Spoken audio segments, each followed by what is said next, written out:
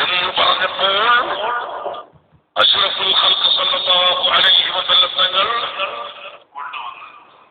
മേൽഭാഗത്തുള്ള തോട്ടക്കാരൻ സുബൈർ റളിയല്ലാഹു അൻഹു അദ്ദേഹത്തോട് പറയുന്നു, സുബൈറേ, നീ നിന്റെ തോട്ടത്തിന് നേരെയുള്ള വെള്ളം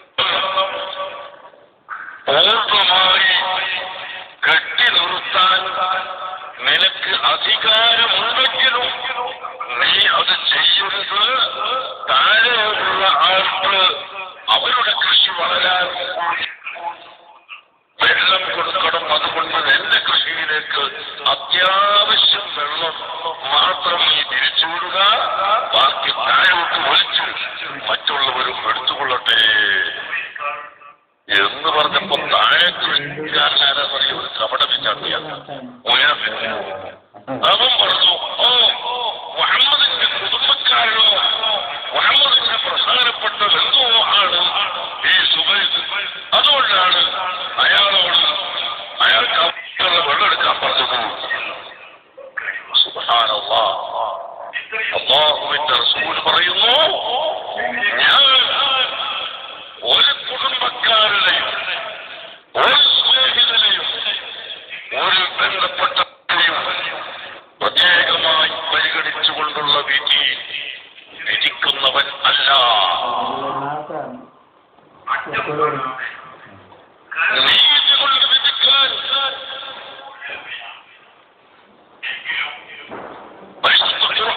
പഠിപ്പിച്ചിട്ടുണ്ട്, അല്ലാഹു കൽപ്പിച്ചിട്ടുണ്ട്. അതുകൊണ്ട് നീതിയാണ് ഞാൻ വിധിക്കുന്നത്.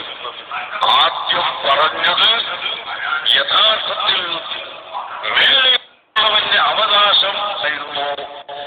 അവനങ്ങനെയുള്ള വിധി സ്വീകരിക്കാൻ തയ്യാറില്ലെങ്കിൽ നിന്റെ ആവശ്യത്തിന് അത്രയധികം പൂർണ്ണമായി നീ കുടിപ്പിച്ചുകൊള്ളുക, ബാക്കിയുണ്ടെങ്കിൽ താഴോട്ട് കൊടുത്താൽ മതി. അതാണ് നിയമം.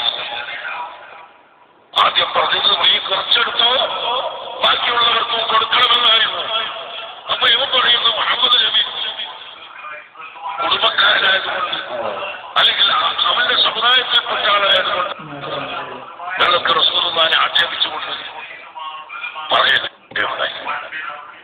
അല്ലാഹുവിന്റെ ഹബീബ് പറയുന്നത്, ഞാൻ അങ്ങനെ എഴുതിക്കുന്ന ആൾ അല്ല.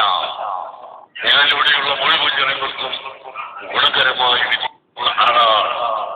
അതുകൊണ്ട് തന്നെ ആദ്യമായി ഞാൻ അത്യാവശ്യം വെള്ളം എടുത്ത് ബാക്കി കൊടുക്കണമെന്ന് പറഞ്ഞെങ്കിലും ഇവനത് വേണ്ട, ഇവനത് സ്വീകരിക്കുന്നില്ല എങ്കിൽ നമുക്ക് ആവശ്യമുള്ളത് മുഴുവനും എടുക്കാം എന്ന് അവിടുന്ന് പറയുന്നു.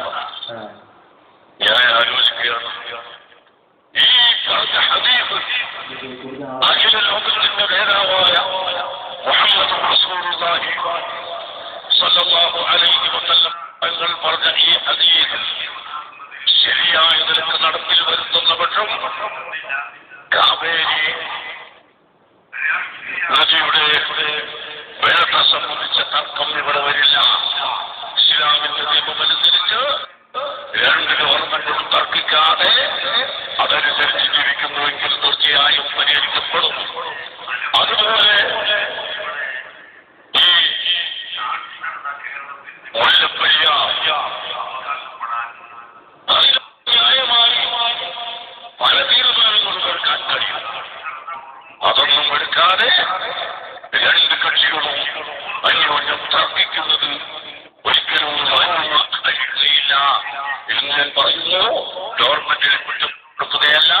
ഓരോ ഗവൺമെന്റിനും അതിൻ്റെതായ ന്യായങ്ങളുണ്ടാകും. തമിഴ്നാട് ഗവൺമെന്റ്